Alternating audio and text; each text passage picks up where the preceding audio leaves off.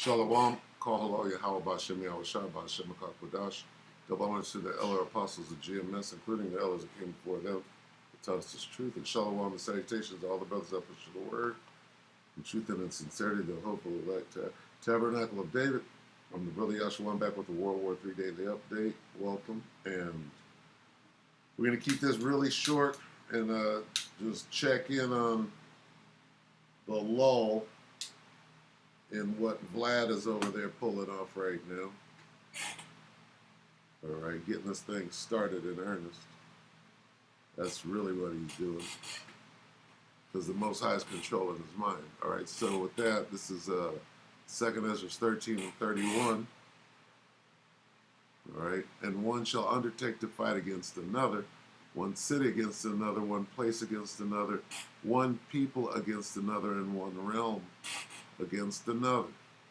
That's your World War III. All right. So let's just take a little look at this as Military and Foreign Affairs Network today. Apparently, we're going to jump into it at about 109. Russia-Ukraine War, day 106. And this is Russia surrounding or building their perimeter and coming this way. They're going to go this way if Ukraine gets the firepower to launch into Russia.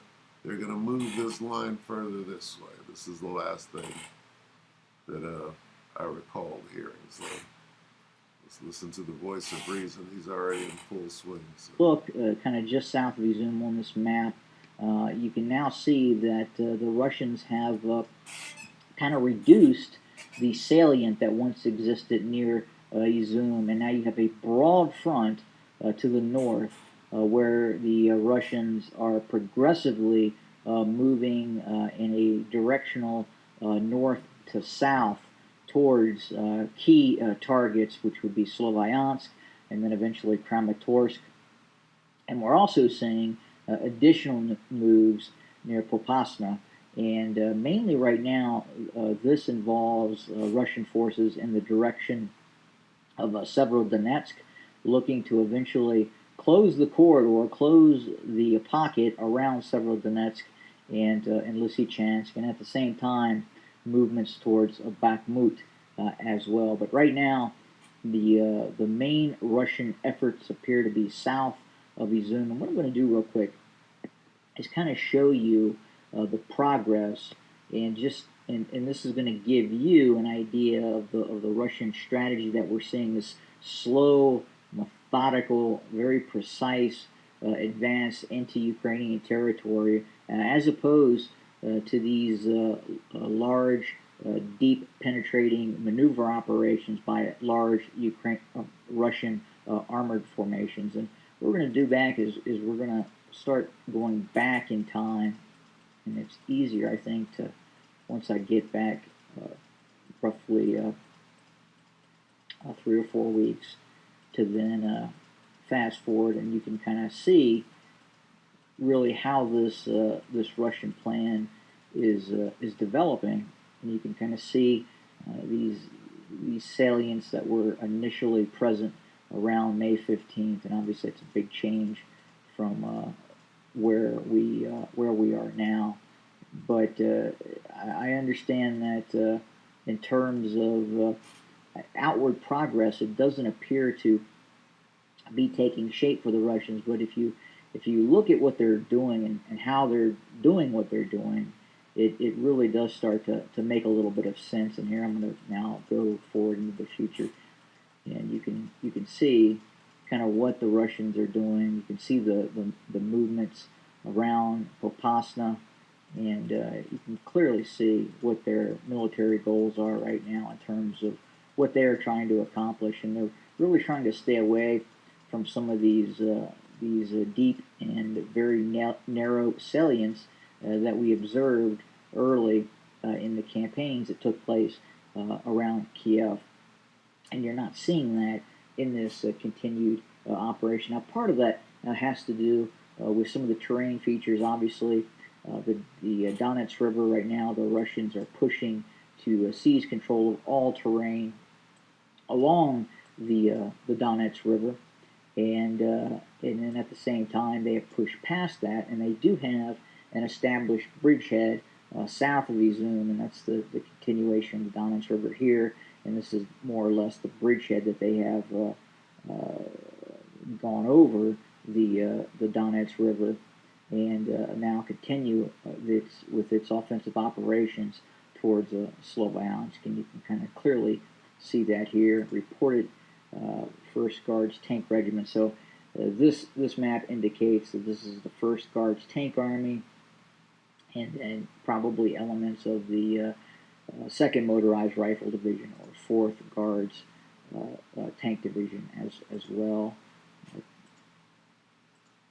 64th Separate Motorized Rifle Brigade, 38th Separate Motorized Rifle Brigade, 252nd Guards Motorized Rifle Regiment, and again, these are subunits of larger units, and this has been very, very common in this campaign for the Russians to create these battalion tactical groups that didn't entirely consist of independent divisions, which operate independently, but these subunits of these divisions, and sometimes these subunits now, these battalion groups are now joining with other battalion set groups from either other divisions or independent brigades as well.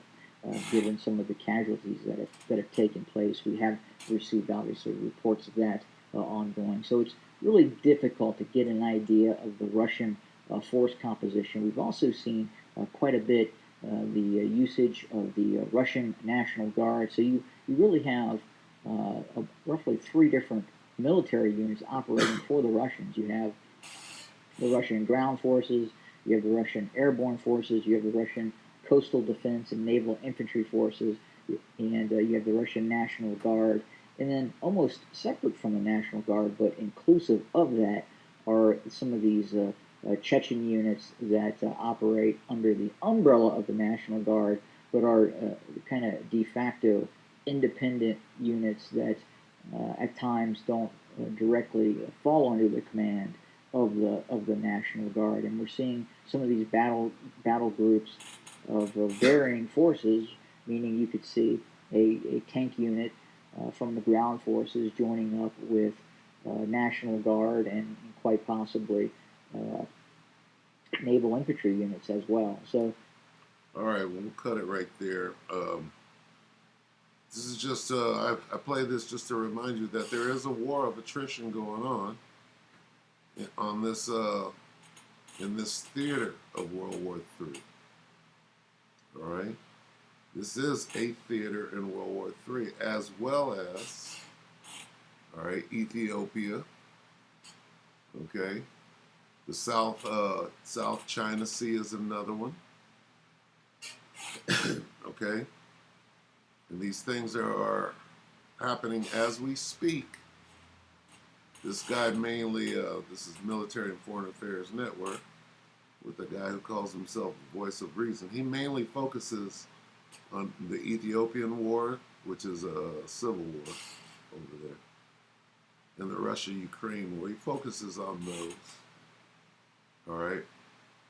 But Sulaka, I just wanted to, give a little perspective on, just because it's died down in the press, meaning they don't want to exactly tell you how badly the Ukraine is over there being moved out of their land while Russia takes over.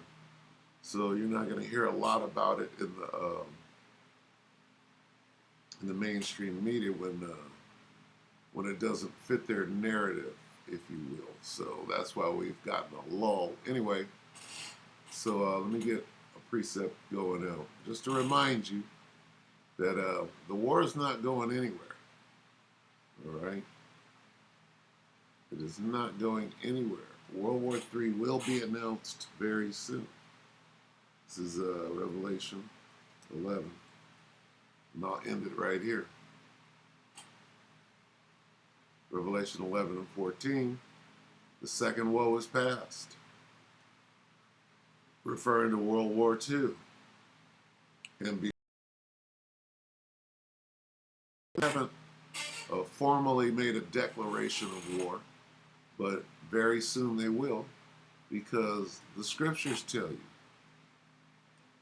All right, we all know about World War II and what happened and what they told us happened. They told us that the Nazis were defeated, but here they are. All right, here they are in in World War III. Were not the Nazis part of World War II? Germany was a big part of World War I, for that matter. I just want to show you this on my way out real quick. Don't speak. Johnny Storm. Where is that, Johnny? Let me see.